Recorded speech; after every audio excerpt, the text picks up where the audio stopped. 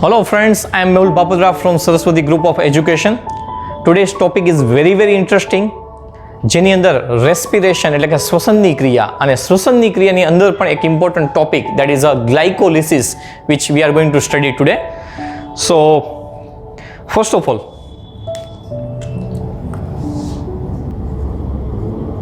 respiration, which you know, જેને આપણે શ્વસનની ક્રિયા કહેવામાં આવે છે, અને શ્વસનની ક્રિયાની અંદર જે ગ્લુકોઝ હોય છે એનું ઓક્સિડેશન થઈને અલ્ટિમેટલી શક્તિ છે એ શું થતી હોય છે, રિલીઝ થતી હોય છે in the form of ATP. હવે આ જે શક્તિ ઉત્પન્ન થાય છે એમાં ઘણા બધા સ્ટેપ હોય છે. Let me just write few steps. Main step આપણે લખીએ છીએ કે તો એમાં પહેલી વસ્તુ છે દેટ ઇઝ અ ગ્લાયકોલિસિસ. આ પહેલું સ્ટેપ છે. ત્યારબાદ બીજું સ્ટેપ આપણે વાત કરીએ તો કે ક્રેબ્સ સાયકલ છે. ત્યારબાદ ત્રીજી આપણે વાત કરીએ ક્રેબ્સ સાયકલ, પછીની આપણે વાત કરીએ છીએ ETS, electron transport system. Ready? અને ચોથી આપણે વાત કરીએ તો કે એનું નામ છે ઓક્સિડેટિવ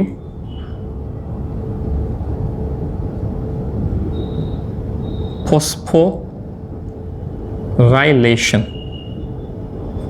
સો આ જે ચાર સ્ટેપને અંતે અલ્ટિમેટલી શું થાય તો કે શક્તિ એનર્જી રિલીઝ થાય છે. પણ એની અંદર આજે આપણો ટોપિક છે દેટ ઇઝ ગ્લાયકોલિસિસ. તો આપણે આજે ગ્લાયકોલિસિસ વિશે ઇન ડિટેલ ચર્ચા કરવાના છીએ.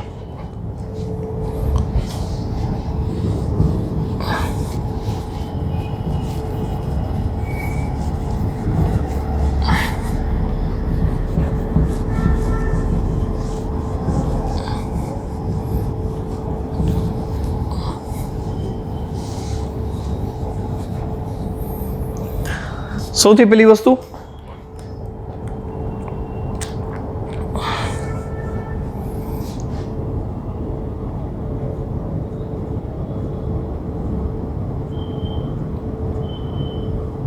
મેં લખ્યું છે ગ્લાયકોલિસિસ.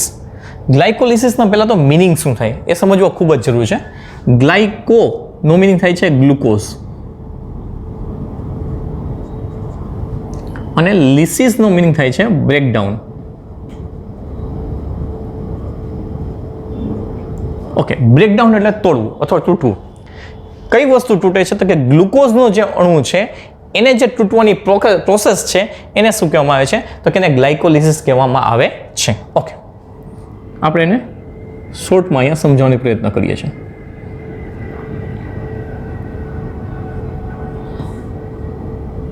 એવું સમજવું કે આ ગ્લાયકોલિસિસની પ્રક્રિયા છે આખી.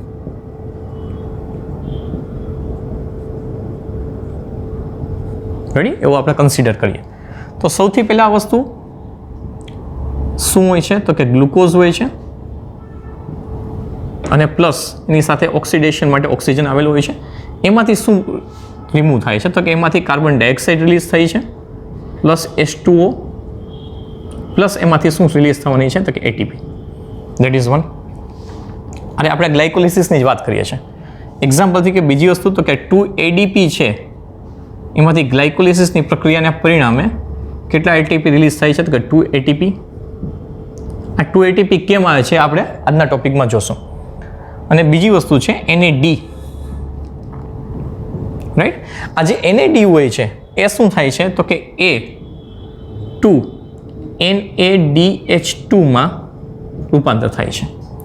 હવે એક NADH2 હોય છે, NADH2 એમાંથી એક NADH2 માંથી કેટલા તો કે 2 ATP રિલીઝ થતા હોય છે એટલે કે બનતા હોય છે.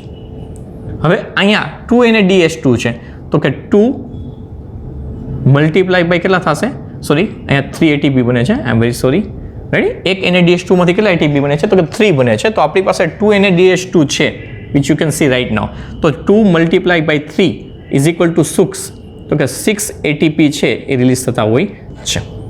So this is basic idea about glycolysis. ફરી એકવાર ગ્લાયકોલિસિસનો મિનિંગ શું થાય છે? ગ્લાયકો એટલે કે ગ્લુકોઝ, બ્રેકડાઉન એટલે તૂટવું એટલે કે ગ્લુકોઝને તોડવાની પ્રક્રિયા અને જેમાં ઓક્સિજન છે એ મહત્વનો ભાગ ભજવતો હોય છે.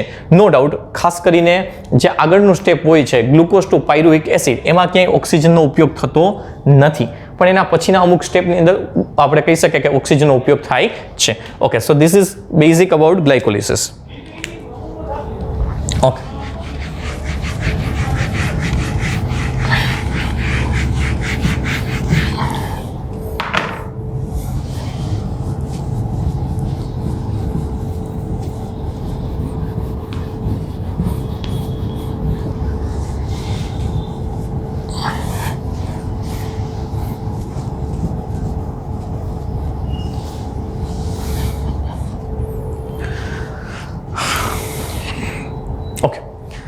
સૌથી પહેલી વસ્તુ કે ગ્લાયકોલિસિસની પ્રક્રિયા છે એ ઘણા બધા સ્ટેપમાં થાય છે. એમાં 10 અલગ અલગ પ્રકારના રિએક્શન આવે છે.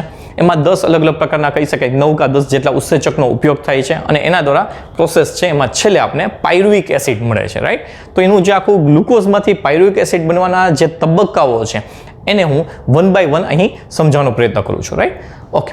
સૌથી પહેલી વસ્તુ કે આને ગ્લાયકોલિસિસની પ્રક્રિયાને 3 મેઇન પાર્ટમાં ડિવાઈડ કરવામાં આવે છે. રાઈટ, અને આ 3 પાર્ટ છે ખૂબ જ ઇમ્પોર્ટન્ટ છે. એમાં સૌથી પહેલો આવે છે ફોસ્ફરીકરણનો તબક્કો કહેવામાં આવે છે.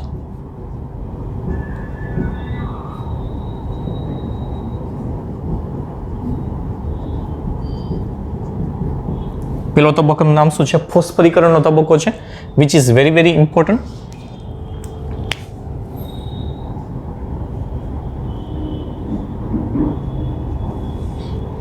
ત્યારબાદ બીજો જે તબક્કો છે એને આપણે વિખંડન કહીએ છીએ, જેને ઇંગ્લિશમાં ક્લીવેજ પણ કહી શકાય છે. અને ત્રીજો તબક્કો છે એ ઓક્સિડેટિવ અને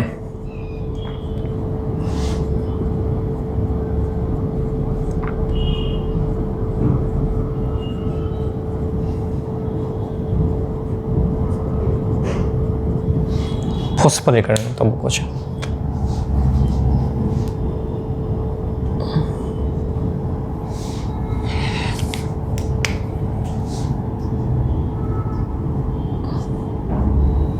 આ તબક્કાને આપણે 1 બાય 1 એક પછી એક આપણે જોઈએ છે. સૌથી પહેલા આપણે વાત કરીએ તો કે આપણે સ્ટડી કરવાનો છે એ છે ફોસ્ફરીકરણનો તબક્કો. ઓકે, તો શરૂઆતની અંદર શું હોય છે? તો કે શરૂઆતની અંદર ગ્લુકોઝનું સ્ટ્રક્ચર હોય છે.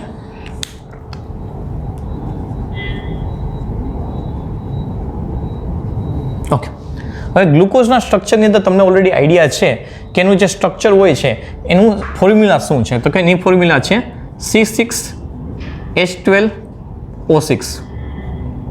દેટ મીન્સ એમાં કાર્બનની સંખ્યા 6 છે, હાઇડ્રોજન 12 છે અને ઓક્સિજન 6 છે.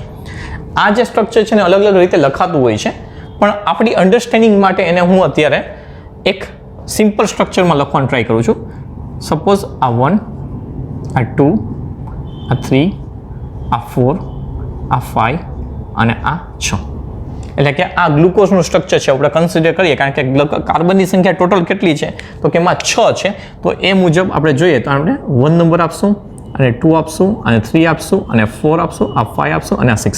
આ શું છે 1, 2, 3? એ કાર્બનની સંખ્યા દર્શાવે છે કે કાર્બન નંબર 1 અહીંયા છે, 2, 3, 4, 5 અને 6. ઓકે, આનું બીજું એક સ્ટ્રક્ચર પણ કદાચ તમે ધ્યાનમાં હશે તો હું ડ્રો કરીને સમજાવું છું. CHO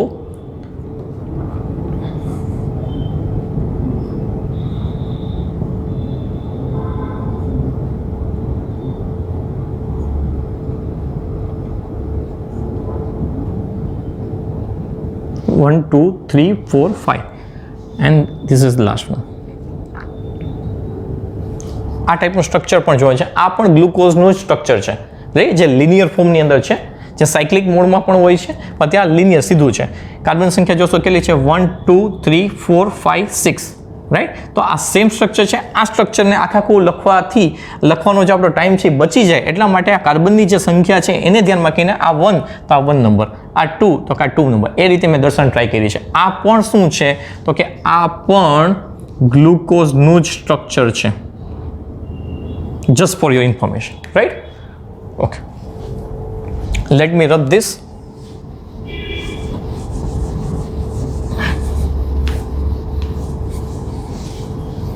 Okay, તો અહીં આપણી પાસે શું આવેલું છે? ગ્લુકોઝ આવેલો છે.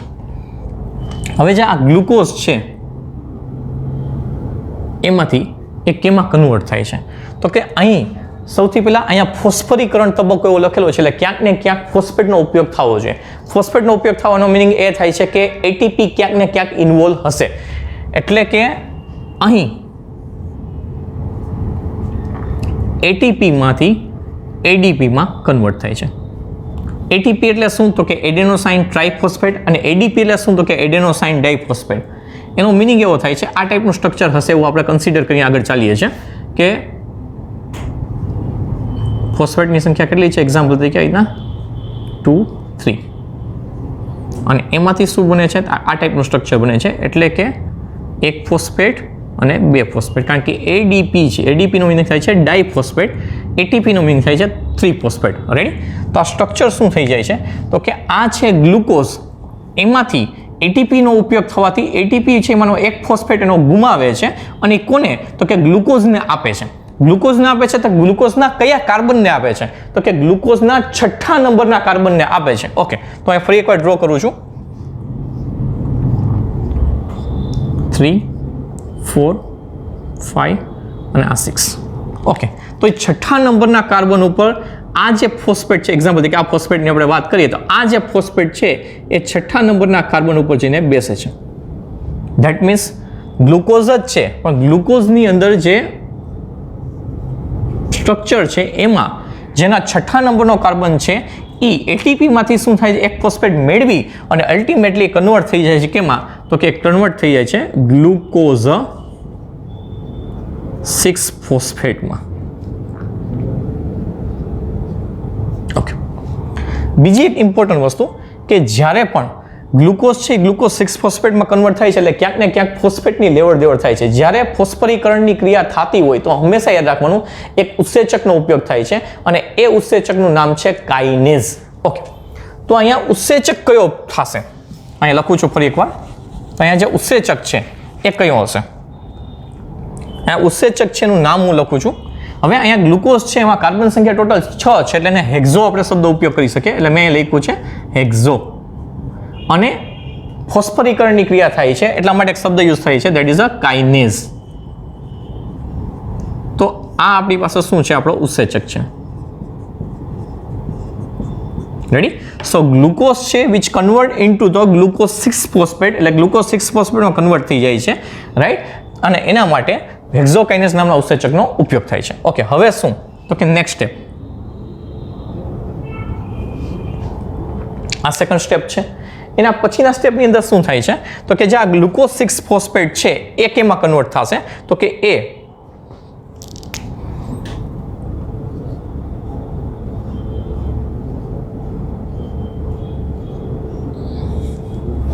અને તમે જોઈ શકો છો અહીંયા બ્લેક હતું, અહીંયા બ્લુ કલર મેં યુઝ કર્યો છે. ફોસ્ફેટ એમ જ રહેશે, જે છે એમને જ રહેશે, એમાં કોઈ જાતના ચેન્જીસ નહીં થાય. પણ ગ્લુકોઝ 6 ફોસ્ફેટ છે એ કેમાં કન્વર્ટ થઈ જાય છે? તો કે એ થઈ જાય છે fructose 6 phosphate. Fructose 6 phosphate. Okay, તો તમને એમ થાય કે સર આમાંય કાર્બનની સંખ્યા 6 છે, આમાંય કાર્બનની સંખ્યા 6 છે. તો કે ગ્લુકોઝ અને ફ્રુક્ટોઝ બંને કાર્બોદિત જ છે, એ આઇસોમર પણ કહેવાય છે. અહીંયા સમઘટીકરણની પ્રક્રિયા થાય છે, ઇંગ્લિશમાં કહેવાય એને આઇસોમરિઝમ પ્રોસેસ, અને ગુજરાતીમાં એને કહેવામાં છે સમઘટીકરણ. સમઘટીકરણની પ્રોસેસ થાય છે, અને એમાં પણ ઉત્સેચકનો ઉપયોગ થાય છે. હવે એ ઉત્સેચકનું નામ શું છે? તો કે એનું નામ છે, જો કાર્બનની સંખ્યા તો 6 જોઈએ છે, એટલે કાઇનેઝ શબ્દ તો ડેફિનેટલી હેક્ઝો શબ્દ તો આવવાનો છે, તો હેક્ઝો આઇસોમરેઝ કહી શકાય. શું કહી શકાય છે? હેક્ઝો આઇસોમરેઝ. હેક્ઝો આઇસોમરેઝ. ઓકે, તો હવે થયું શું? ફરી એકવાર, glucose which convert into the glucose 6 phosphate with the help of the enzyme, it's called hexokinase. Ready? અને એના માટે ATP પ્લસ ADP છે. બીજી એક વસ્તુ મારે કહેવાનું રહી ગઈ છે કે આ હેક્ઝોકાઇનેઝની સાથે Mg+2 which play very important role for activation. Ready? એને એક્ટિવ કરવામાં એનો મહત્વનો ભાગ છે. રેડી? ત્યારબાદ આ જે ગ્લુકોઝ 6 ફોસ્ફેટ છે એમાંથી કન્વર્ટ થાય છે ફ્રુક્ટોઝ 6 ફોસ્ફેટ. રેડી? અને એના માટે સમઘટીકરણની પ્રક્રિયા થાય છે, અહીંયા ફોસ્ફરીકરણની પ્રક્રિયા થાય છે, અને આના માટે જે ઉત્સેચક ઉપયોગ થાય છે કન્વર્ટ કરવા માટે એને કહેવામાં આવે છે હેક્ઝો આઇસોમરેઝ. ઓકે, સો આપણું આ પહેલું સ્ટેપ હતું, દેટ ઇઝ ગ્લુકોઝ. ગ્લુકોઝમાંથી કેમાં કન્વર્ટ થયું? તો કે આપણું આ બીજું સ્ટેજ, આ પહેલું સ્ટેપ હતું, આ બીજું સ્ટેપ એટલે કે ગ્લુકોઝ 6 ફોસ્ફેટ એમાંથી કન્વર્ટ થયું, એટલે આ ત્રીજું સ્ટેપ એને કહેવામાં આવે છે ફ્રુક્ટોઝ 6 ફોસ્ફેટ. ઓકે, ત્યારબાદ શું થાય છે? આ પ્રોસેસને આપણે થોડાક આગળ તરફ લઈ જઈએ. હવે આ જે ફ્રુક્ટોઝ 6 ફોસ્ફેટ છે એ કેમાં કન્વર્ટ થાય છે? તો કે એ કન્વર્ટ થાય છે અહીંયા 1, આ 2, આ 3, આ 4, આ 5 અને આ 6. ઓકે, તમે જોઈ શકો છો 6 કાર્બન અંતેરા છે. હવે અહીંયા ફરી એકવાર આ જે એટીપી છે એ એટીપી કન્વર્ટ થઈ જશે એડીપીમાં. ધેટ મીન્સ અહીંયા પણ ફોસ્ફરીકરણની પાછી પ્રક્રિયા થઈ છે, વિચ યુ નો. અહીંયા 3 ફોસ્ફેટ હતા, અહીંયા 2 ફોસ્ફેટ થઈ ગયા છે. તો એક ફોસ્ફેટ જાય છે ક્યાં? તો કે સૌથી પહેલી વસ્તુ, જૂનો જે ડાયાગ્રામ છે જુઓ તો કે એમાં ઓલરેડી એક ફોસ્ફેટ તો હતો જ, તો એ ઓલરેડી અહીંયા મૂકી દીધો છે, દેટ ઇઝ ઓલરેડી ધેર. આમાં કાર્બન સંખ્યા આપી દે 1, 2, 3, 4, 5 એન્ડ 6. ઓકે, હવે અહીંયા શું થાય છે? તો કે અહીંયા ફ્રુક્ટોઝ 6 ફોસ્ફેટ છે, એમાં 6થા નંબરના કાર્બન ફોસ્ફેટ છે. અહીંયા પાછી પ્રોસેસ થઈ અને એક ફોસ્ફેટ રિલીઝ થાય છે, અને વિચ જે રિલીઝ થયેલો ફોસ્ફેટ છે એ કોણ લે છે? તો કે પહેલા નંબરનો કાર્બન લે છે. તો હવે આ નવો કાર્બન આવ્યો, નવો કાર્બન છે એટલે હું સ્ટાર કરું છું એટલે મીન્સ કન્ફ્યુઝન ન થાય કે ફોસ્ફેટ અહીંયા પણ છે, અહીંયા છે. આ નવો ફોસ્ફેટ આવ્યો છે કેમાંથી? તો કે એટીપીમાં જે ફોસ્ફરીકરણની પ્રક્રિયા થઈ છે, એટીપી ફોર્મેશન, એટીપીમાં જે ફોસ્ફરીકરણની પ્રક્રિયા થાય છે એ ફોસ્ફેટ છે એ આવી જાય છે. એટલે કે 3 એટીપીમાંથી જ્યારે 2 એટીપી બને છે ત્યારે એમાંનો એક ફોસ્ફેટ છે એ અહીંયા આવી જાય છે. રેડી? ઓકે, તો હવે આ જે પ્રક્રિયા થઈ તો એની અંદર શું થયું? તો કે ફોસ્ફોફ્રુક્ટોકાઇનેઝ નામનો, કારણ કે એટીપીની વાત આવે મેં કીધું છે એમાં ઉત્સેચકનો ઉપયોગ થાય, એ કયો છે? તો કે આપણે ઉપર લખીએ છીએ ઉત્સેચકનું નામ, એનું નામ છે ફોસ્ફોફ્રુક્ટોઝ કાઇનેઝ.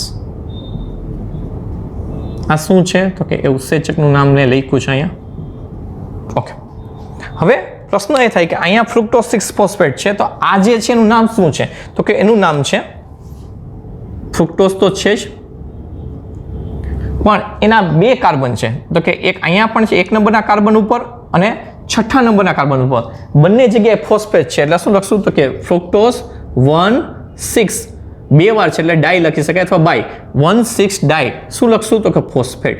ફ્રુક્ટોઝ 1,6 ડાઈ ફોસ્ફેટ.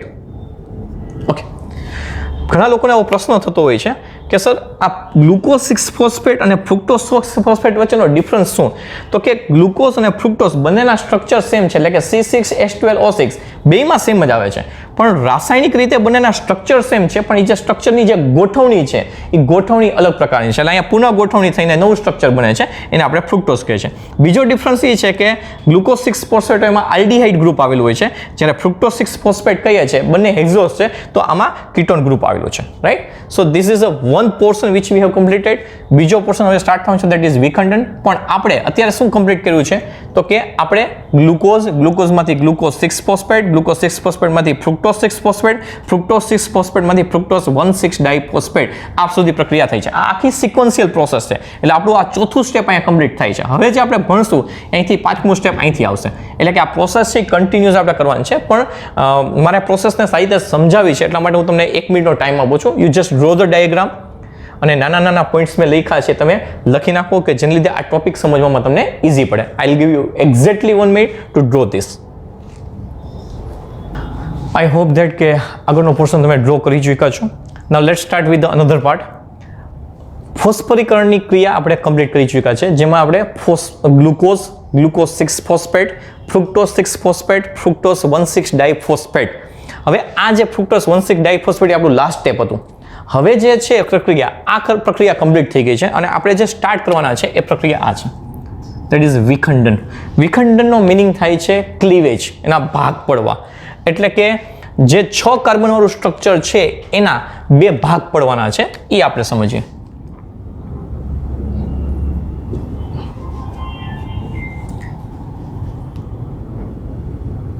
હવે જે આ સ્ટ્રક્ચર છે એને આપણે આ રીતે લખી શકીએ. ફરી એકવાર આ પોર્શન કમ્પ્લીટ કરી ચૂક્યા છે. અત્યારે આપણે જે સમજીએ છીએ એ આ પોર્શન સમજી રહ્યા છે. ઓકે, જે કન્વર્ટ થાય છે DHAP અને PGAL, 3PGAL પણ ઘણી વાર કહેવામાં આવે છે. રેડી? આનો મિનિંગ શું થાય છે? આનો મિનિંગ થાય છે dihydroxy acetone phosphate. Ready? DHAP નો મિનિંગ થાય છે ડાઈહાઇડ્રોક્સી એસિટોન ફોસ્ફેટ અને આનો મિનિંગ થાય છે ફોસ્ફો ગ્લિસરાલ્ડીહાઇડ.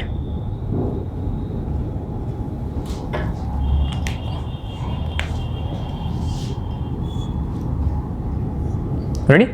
હવે એક ઇમ્પોર્ટન્ટ વસ્તુ એ છે કે DHAP છે એ PGL માં કન્વર્ટ થઈ શકે છે અથવા PGL છે એ DHAP માં પણ કન્વર્ટ થઈ શકે છે.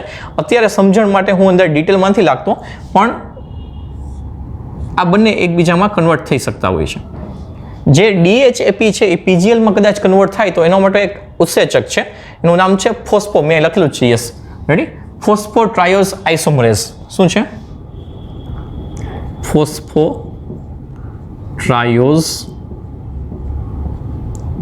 આઇસોમરેઝ.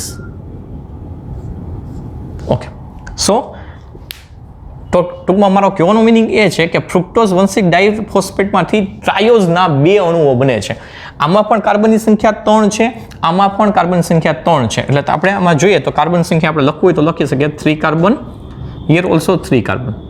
આ 3 કાર્બન છે. હવે શું થાય તો કે આ વિખંડનની પ્રોસેસ અહીંયા પૂરી થાય છે. ફ્યુચરની અંદર અત્યારે હું PGL થી પ્રોસેસ આખી ડિટેલમાં સમજાવું છું. PGL માંથી કઈ કઈ સ્ટેપ આવવાના છે એ બધું હું ડિટેલમાં કરું છું.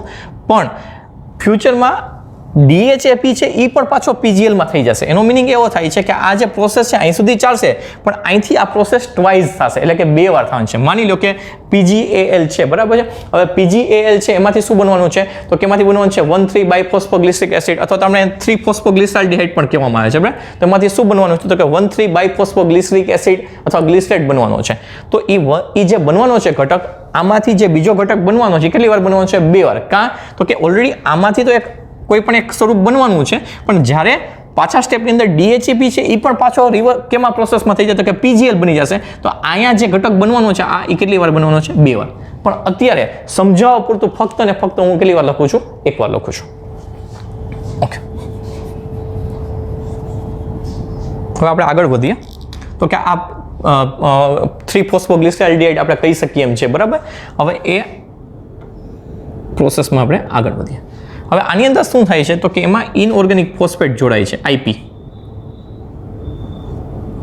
અને જે NAD હોય છે ખાસ કરીને એ કન્વર્ટ થઈ જાય છે NADH2. બહુ ઇમ્પોર્ટન્ટ વસ્તુ છે, સમજજો. આ NADH2 છે તો H2 શું કરે છે? એ આવ્યો ક્યાંથી તો કે જે 3-ફોસ્ફોગ્લિસરાલ્ડિહાઇડ હતો એમાંથી જે હાઇડ્રોજન હતો એને શું કરે છે તો કે લઈ લે છે. એટલે એ કન્વર્ટ થઈ જાય છે શું તો કે જે 3-ફોસ્ફોગ્લિસરાલ્ડિહાઇડ છે એ કેમાં કન્વર્ટ થઈ જશે તો કે એ કન્વર્ટ થઈ જશે 1,3-બાયફોસ્ફોગ્લિસરેટ. આ જે ગ્લિસરેટ છે એને તમે ગ્લિસરિક એસિડ પણ લખી શકો છો. ઓકે, તો આનો મિનિંગ શું છે કે 1,3-બાયફોસ્ફોગ્લિસરેટ. આ ફોસ્ફોગ્લિસરાલ્ડિહાઇડ છે એને તમે અલગ અલગ રીતે લખી શકો છો. જેમ કે આ રીતના લખી શકો 3-ફોસ્ફોગ્લિસરાલ્ડિહાઇડ છે તો તમે આને આ રીતે લખી શકો છો. અહીંયા ફોસ્ફેટ આવી ગયો, આ 3 નંબર 1, 2 અને 3 નંબરના કાર્બન ઉપર શું છે? ફોસ્ફેટ છે, એટલે આપણે 3-ફોસ્ફોગ્લિસરાલ્ડિહાઇડ કહેવાય છે. એમાંથી કેમાં કન્વર્ટ થઈ ગયો છે તો કે એમાંથી કન્વર્ટ થયો છે અહીંયા. એનું નામ છે 1,3-બાયફોસ્ફોગ્લિસરેટો. તો આવું લખી શકીએ આપણે. આ 1, આ 2 અને આ 3. હવે કેટલા નંબર છે તો કે 1 અને 3 નંબર. એટલે અહીંયા આ ફોસ્ફેટ અહીંયા પણ આવી શકે અને અહીંયા પણ આપણે ઓલરેડી હતો, તો 2 ફોસ્ફેટ થઈ ગયા. તો 1,3 બાય મીન્સ 2 વાર આવ્યો છે. ફોસ્ફેટ એટલે ફોસ્ફેટ આપેલો છે એટલે ફોસ્ફો, અને ગ્લિસરેટ અથવા એનું બીજું નામ છે શું છે તો કે ગ્લિસરિક એસિડ. તો આને આપણે 2 રીતે કહી શકીએ કે 3-ફોસ્ફોગ્લિસરાલ્ડિહાઇડ છે એ ઇનઓર્ગેનિક ફોસ્ફેટ મેળવે છે, એટલે કે ફોસ્ફેટ મેળવે છે, અને હાઇડ્રોજન પણ અહીંથી મેળવી લે છે. રેડી?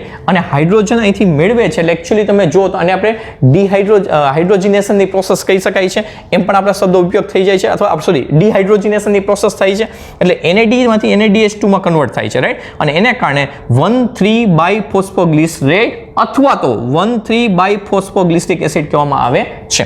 હવે પ્રશ્ન એ થાય કે સર એન્ઝાઇમ કેનો ઉપયોગ થાય છે?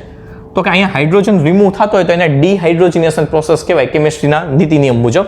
તો અહીંયા શું લખશું આપણે? ઉત્સેચકનો મિનિંગ લખશું ફોસ્ફોગ્લિસરાલ્ડિહાઇડ ડિહાઇડ્રોજિનેશન. રેડી? ઓકે, તો થયું શું? તો કે ફરી એકવાર સ્ટાર્ટિંગ કરું છું. Glucose 6 phosphate, fructose 6 phosphate, fructose 1,6 diphosphate, that is over here. એમાંથી બે પાર્ટ પડ્યા, 3 કાર્બનના, DHAP, PGL અને 3 ફોસ્ફોગ્લિસરાલ્ડિહાઇડ કહેવાય છે. આ રીતે સ્ટ્રક્ચર તમે લખી શકો છો. રાઉન્ડ દર્શાવે છે, કાર્બન છે. હવે એમાંથી ઇનઓર્ગેનિક ફોસ્ફેટ એડ થાય છે, NAD NADH2 માં કન્વર્ટ થઈ છે, એટલે કે હાઇડ્રોજન છે એ લેવામાં આવે છે ક્યાંથી? તો કે ફોસ્ફોગ્લિસરાલ્ડિહાઇડમાંથી. એટલે એ પ્રોસેસની અંદર ડિહાઇડ્રોજિનેશનની પ્રક્રિયા થઈ. તો ઉત્સેચકનું નામ છે ફોસ્ફોગ્લિસરાલ્ડિહાઇડ ડિહાઇડ્રોજિનેશન્સ. અને આને જે બન્યો છે ઘટક, એ ઘટકનું નામ છે 1,3-બાયફોસ્ફોગ્લિસરેટ અથવા કહેવામાં આવે છે ગ્લિસરિક એસિડ. રાઈટ? ઓકે, આ આપણું ચોથું સ્ટેપ છે, આપણું પાંચમું સ્ટેપ છે, અને હજી પ્રોસેસ આગળ જવાની છે. જગ્યાના અભાવે હું ફરીથી અહીંયા ડ્રો કરવા માંગુ છું, એટલે આ મગજમાં રાખજો કે છેલ્લું સ્ટેપ હતું 1,3-બાયફોસ્ફોગ્લિસરેટ અથવા ગ્લિસરિક એસિડ. હું એને રબ કરું છું હવે.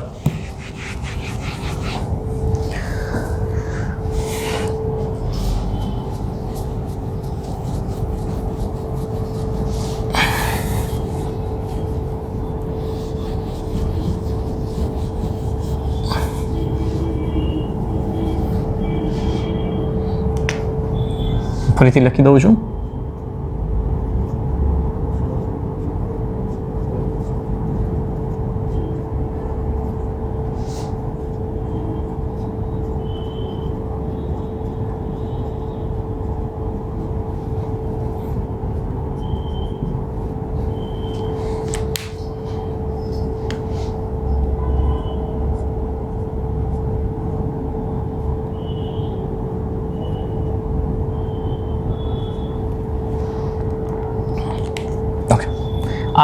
બીજી એક વસ્તુ, ઇમ્પોર્ટન્ટ વસ્તુ એ છે કે યસ, અહીં 3PGL પેલા હતા. એક ક્વેશ્ચન નીટમાં અથવા તો BHUમાં પૂછાણેલો છે કે આ પ્રોસેસ કઈ પ્રકારની પ્રોસેસ છે? અહીંયા ઓક્સિડેશનની પ્રોસેસ થાય છે. ખાસ યાદ રાખજો, અહીંયા કઈ પ્રોસેસ થાય છે? તો કે ઓક્સિડેશનની પ્રોસેસ થાય છે. અને એવો પ્રશ્ન પૂછાણો છે કે ગ્લાયકોલિસિસની અંદર ઓક્સિડાઇઝ થતો હોય એવો પેલો ઘટકનું નામ શું છે? એનું નામ છે 3PGL, એટલે કે 3-ફોસ્ફોગ્લિસરાલ્ડિહાઇડ. આ BHUમાં પણ પૂછાયેલો છે. તો આવા MCQ ટાઈપના MCQ વધારામાંથી પૂછાય છે. ખાસ કરીને એમાંથી ઉત્સેચક પૂછવાના પણ ચાન્સ છે. અને એ પ્રક્રિયા કઈ છે? જો આમાં 3 મહત્વની વસ્તુ છે. એક તો પ્રોડક્ટ કઈ બને છે, એકમાંથી બીજામાં કઈ પ્રોડક્ટ બને છે, વચ્ચે ફોસ્ફોરીકરણની ક્રિયા થાય છે કે સમઘટરીકરણની પ્રક્રિયા થાય છે કે પછી ઓક્સિડેશનની ક્રિયા છે, એવા ક્વેશ્ચન એ પૂછાય છે. અથવા કયા પ્રકારના ઉત્સેચકનો ઉપયોગ થયો હશે, આ ટાઈપના MCQ પૂછાતા હોય છે. So be careful about that. Okay,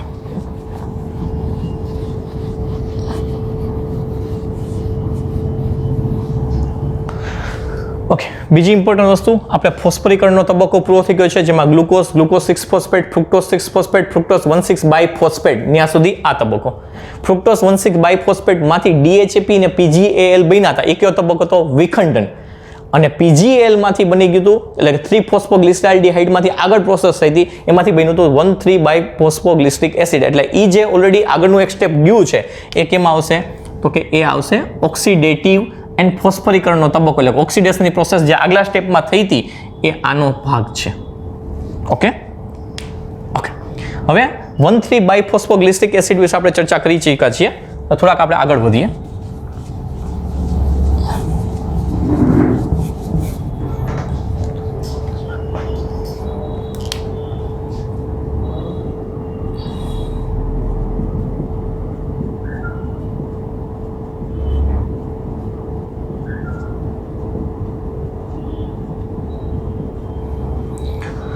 okay, હવે આ છે 1,3-બાયફોસ્ફોગ્લિસરિક એસિડ. એમાંથી કેમાં? તો કે 3-ફોસ્ફોગ્લિસરિક એસિડમાં કન્વર્ટ થવાનું છે. એટલે કે આ 1, આ 2 અને 3. હવે અહીંયા ફર્સ્ટ નંબરનો કાર્બન છે, અહીંયા થર્ડ નંબર. અહીંયા આપણે શું લખવાના છે તો કે 3 ફોસ્ફોગ્લિસરિક ઉદાહરણ તરીકે લખીએ છીએ આપણે એસિડ. દેટ મીન્સ એક કાર્બન છે ઓછો થાય છે, એટલે અહીંયા ફોસ્ફરીકરણનો તબક્કો છે એમાં વિફોસ્ફરીકરણની પ્રોસેસ થશે. એટલે કે ઓલામાં શું હતું કે એટીપીમાંથી એડીપી બનતું હતું, અહીંયા ઊંધું થાય છે. આમાં એડીપી હશે અને એમાંથી બનશે એટીપી. ધેટ મીન્સ ઓલાની અંદર ફોસ્ફેટ એડ થતો હતો, ગ્લુકોઝમાંથી ગ્લુકોઝ 6 ફોસ્ફેટ બન્યું હતું, ત્યારે આની અંદર ફોસ્ફેટનો જે ઘટક છે એ રિમૂવ થશે. તો રિમૂવ ક્યાં થશે તો કે અહીંયા તો ઓલરેડી આ ફોસ્ફેટ છે જ, પણ જે આ નંબરનો ફોસ્ફેટ હતો આ બાજુનો એ ફોસ્ફેટ અહીંથી નીકળી ગયો છે. એનો મિનિંગ કે હવે ત્રીજા નંબરનું આ પહેલું, આ બીજું અને આ ત્રીજું, એટલે કે ત્રીજા નંબરના કાર્બન ઉપર જ ખાલી શું છે ફોસ્ફેટ આવેલો છે, એટલે આપણે નામ આપ્યું છે 3-ફોસ્ફોગ્લિસરિક એસિડ. રેડી? આટલું ક્લિયર થાય છે. અને એમાં ઉત્સેચક જે ઉપયોગ થાય છે મેં તમને પહેલાથી જ કીધું, જ્યાં એટીપીની વાત આવશે ત્યાં કાઇનેઝ ઉત્સેચકની વાત કરવામાં ઓલવેઝ આવશે. રેડી? એટલે ફોસ્ફોગ્લિસરેટ આપણે શું લખ્યું છે કાઇનેઝ, એટલે કે 1,3-બાયફોસ્ફોગ્લિસરિક એસિડમાંથી અત્યારે બની ગયું છે 3-ફોસ્ફોગ્લિસરિક એસિડ. ઓકે, એટલે આ આપણું સ્ટેપ થાય છે અહીંયા.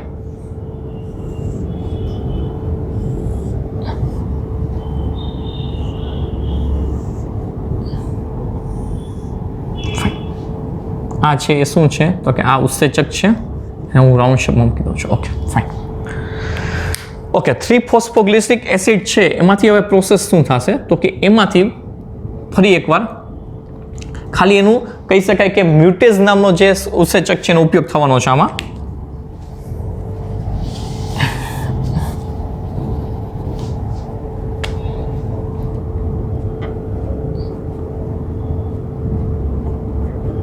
મ્યુટેઝ નામનો ઉત્સેચકનો ઉપયોગ થવાનો છે અને આની અંદર ફક્ત ને ફક્ત એના સ્ટ્રક્ચરની અંદર પુનઃ ગોઠવણી થવાની છે ફક્ત. એટલે કે આપણી પાસે જે આ સ્ટ્રક્ચર દેખાય છે 1, 2, 3 કાર્બન વાળું, એ અહીં મૂકી દઉં છું ફરી એકવાર. 1, 2 અને 3. પણ અહીંયા જે 3 નંબરના કાર્બન ઉપર છે એના ઉપર ક્યાં વહી જશે તો કે 2 નંબરના કાર્બન ઉપર ફોસ્ફેટ જવાનો છે. હવે આને આપણે શું કહેતો કે 2,3-ફોસ્ફોગ્લિસરિક એસિડની જગ્યાએ આપણે શું કરશું તો કે 2-ફોસ્ફોગ્લિસરેટ અથવા ફોસ્ફોગ્લિસરિક એસિડ, 2-ફોસ્ફોગ્લિસરિક એસિડ આને આપણે કહેશું. ધેટ મીન્સ આ 2 નંબરના કાર્બન ઉપર આ પ્રોસેસ થઈ છે. Okay, acid. હવે આ 2-ફોસ્ફોગ્લિસરિક એસિડ છે એમાંથી આપણે થોડા ઘણા આગળ વધીએ અને આગળ સ્ટેપમાં લઈએ આપણે.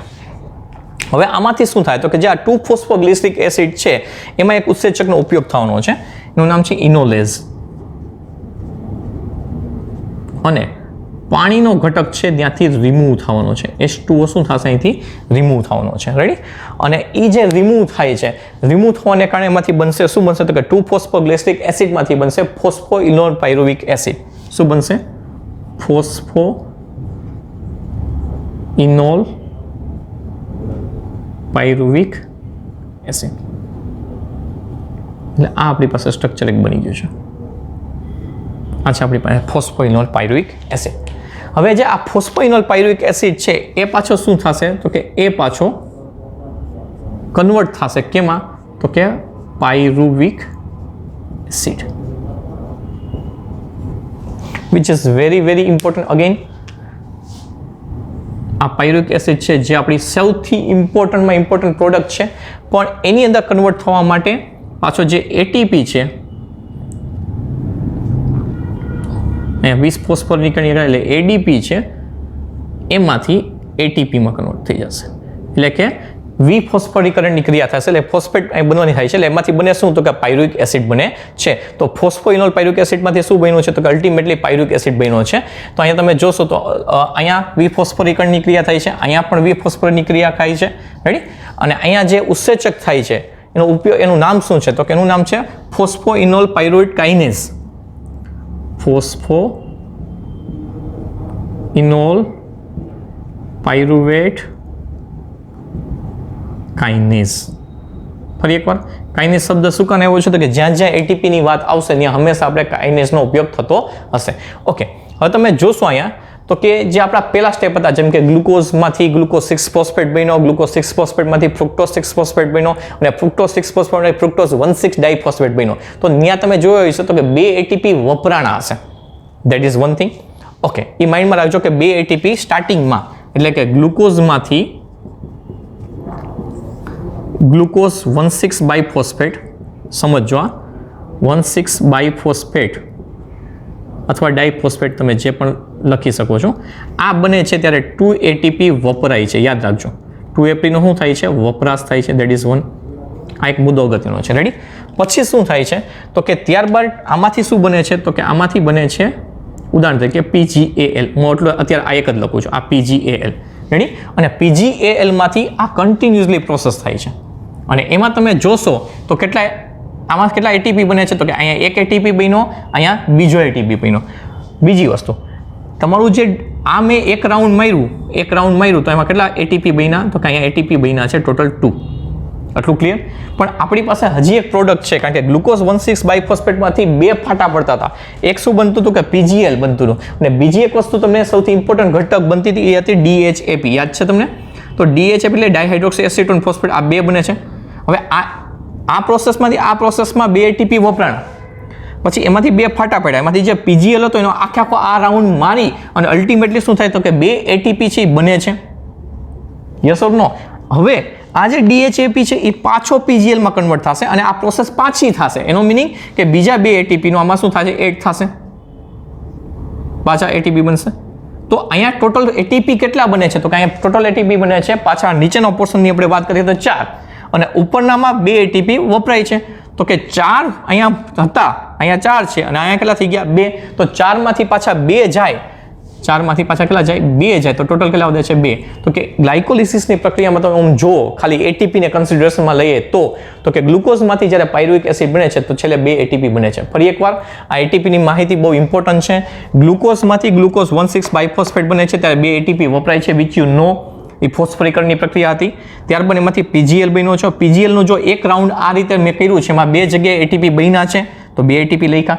DHAP છે એ પાછી પ્રોસેસ કરીને PGL માં કન્વર્ટ થઈ જાય અને પાછી આ પ્રોસેસ બીજી વાર કરશે તો એમાં બીજા 2 એટીપી બનશે. તો નીચેની પ્રોસેસની અંદર ટોટલ 4 એટીપી બને છે પણ ઉપરથી 2 એટીપી વપરાય છે. તો 4 - 2 = 2, ટોટલ 2 એટીપી બને છે. ઓકે, સો ઓવરઓલ આખી પ્રોસેસ તમે જોશો કે જેની અંદર ખૂબ મહત્વનું વસ્તુ એ છે કે કઈ વસ્તુમાંથી કઈ વસ્તુ બને છે. ફરી એકવાર, પહેલા ગ્લુકોઝમાંથી ગ્લુકોઝ 6 ફોસ્ફેટ, એમાંથી ફ્રુક્ટોઝ 6 ફોસ્ફેટ, એમાંથી ફ્રુક્ટોઝ 1,6 ડાયફોસ્ફેટ, એનું વિઘટન થયું, એમાંથી 2 ભાગ પડ્યા, DHAP અને 3 ફોસ્ફોગ્લિસરાલ્ડિહાઇડ, એમાંથી 1,3 બાયફોસ્ફોગ્લિસરેટ અથવા ગ્લિસરિક એસિડ, એમાંથી 3 ફોસ્ફોગ્લિસરિક એસિડ, એમાંથી બન્યું 2 ફોસ્ફોગ્લિસરિક એસિડ, એમાંથી બન્યો ફોસ્ફોઇનોલ પાયરુવિક. રેડી? પાયરુવિક. અને છેલ્લે લાસ્ટમાં બને છે ફોસ્ફોઇનોલ પાયરુવિક એસિડ અને છેલ્લે બને છે પાયરુવિક એસિડ. તો આ આટલા સ્ટેપની આખી પ્રોસેસ થાય છે જેમાં એન્ઝાઇમનો ઇમ્પોર્ટન્ટ પાર્ટ છે. ઓકે, ઘણીવાર એ થાય કે સર ગ્લાયકોલિસિસની પ્રક્રિયા થાય છે ક્યાં? તો કે ગ્લાયકોલિસિસની પ્રક્રિયા થાય છે એ કોષ રસમાં થાય છે. ઘણીવાર એવું પૂછાય છે કે સાઇટ ઓફ ગ્લાયકોલિસિસ પ્રોસેસ, તો ગ્લાયકોલિસિસની પ્રોસેસ છે ક્યાં થતી હોય છે? આ જગ્યાએ થતી હોય. ઓકે, સમજવા જેવી વસ્તુ હતી કે ગ્લાયકોલિસિસની આખી જે પ્રક્રિયા છે એમાં મેઇન તબક્કો ફોસ્ફરીકરણ તબક્કો. રેડી? કે જે 1,3 બાયફોસ્ફોગ્લિસરેટ બને છે ત્યાં સુધીનો તબક્કો, એને આપણે કીધું હતું ફોસ્ફરીકરણનો તબક્કો. એમાંથી ગ્લુકોઝ 1,6 બાયફોસ્ફેટ માંથી જે DHAP અને PGL બને છે વચ્ચેનો ભાગ, એને આપણે કીધું વિખંડન તબક્કો. અને જે PGL બન્યો છે એમાંથી અલ્ટિમેટલી પાયરુવિક એસિડે પહોંચે છે. આ પ્રોસેસ PGL માંથી અલ્ટિમેટલી આ પાયરુવિક એસિડ પહોંચે છે. આપણો ત્રીજો તબક્કો જેમાં ઓક્સિડેટિવ અને ફોસ્ફરીકરણની પ્રક્રિયાઓ થતી હોય છે. So I hope that this topic is very nicely you understood. આ ટોપિકને તમને બહુ સારી રીતે સમજાણો છે. મારી ચેનલ છે ખાસ કરીને એજ્યુકેશન એટ સરસ્વતી, કે જેમાં તમે ટ્રાન્સપોર્ટ ઇન પ્લાન્ટ્સ એટલે આગળનું ચેપ્ટર એઝ વેલ એઝ આ ચેપ્ટરના વિડીયો જોઈ શકો છો. Please watch maximum video and please subscribe my channel. My channel name is education at Saraswati. Thank you very much.